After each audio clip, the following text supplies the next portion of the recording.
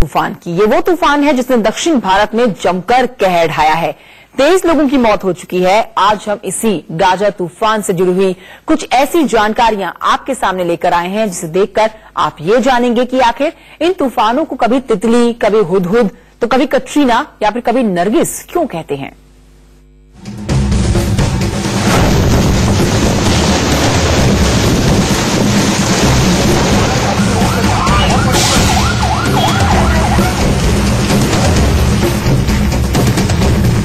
हुंकार भरती हवाओं के साथ गाजा तूफान आज सुबह जब तमिलनाडु के तट से टकराया, उस वक्त कुछ ऐसा मंजर था जैसे ये तूफान अपने साथ हर चीज उड़ा ले जाएगा।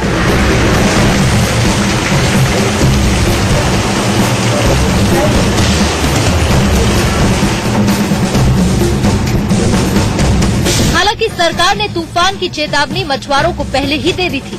बावजूद इसके तूफान इतना खतरनाक साबित हुआ कि तट से टकराने के चंद घंटों के भीतर ही इसने कई लाशें बिछा दी।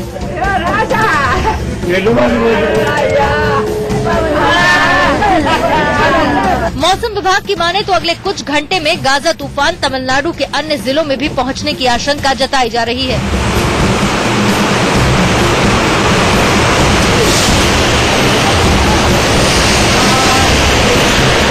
तूफान के मद्देनजर प्रशासन ने तटवर्ती इलाकों में रहने वाले करीब 76,000 लोगों को पहले ही सुरक्षित स्थान पर पहुंचा दिया था। साथ ही मछुआरों से भी तूफान के दौरान समुद्र से दूर रहने की अपील की थी।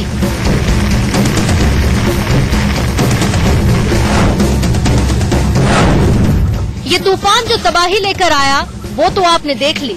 अब जरा आपको इस तूफान से जुड़ी कुछ और जानकारी दे देते हैं जो आपके लिए जानना जरूरी है। सबसे पहली बात, आखिर इस तूफान का नाम गाजा क्यों है? दरअसल ये गाजा नहीं, गज है। संस्कृत में गज का मतलब हाथी होता है। इस चक्रवाती तूफान को ये नाम श्रीलंका के साइंटिस्ट ने दिया है। श्रीलंका में हाथियों की अच्छी तादाद है और वहाँ उन्हें काफी सम्मान के तौर पर देखा जाता है। श्रीलंका के रईस लोगों में इन दिनों हाथियों के बच्चे पालने का भी एक नया चलन शुरू हो चुका है।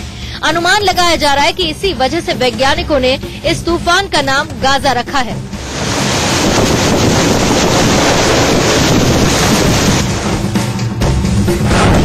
आपने कई तूफान के नाम सुने होंगे, मसलन तितली, कटरीना, हुदहुद, नरगिस, नीना।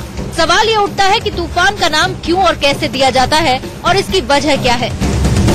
दुनिया भर में चक्रवातों के नाम रखने की शुरुआत 1953 से हुई।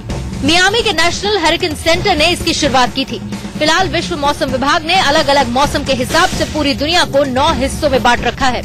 किसी तूफान का नाम क्या होगा ये इस पर निर्भर करता है कि वो तूफान कहाँ आ रहा है। हिंद महासागर के उत्तरी हिस्सों में आने वाले साइक्लोन का नाम रखे जाने का चलन साल 2000 में शुरू हुआ। हिंद महासागर क्षेत्र के 8 देशों ने भारत की पहल पर चक्रवात को नाम देने की व्यवस्था शुरू की।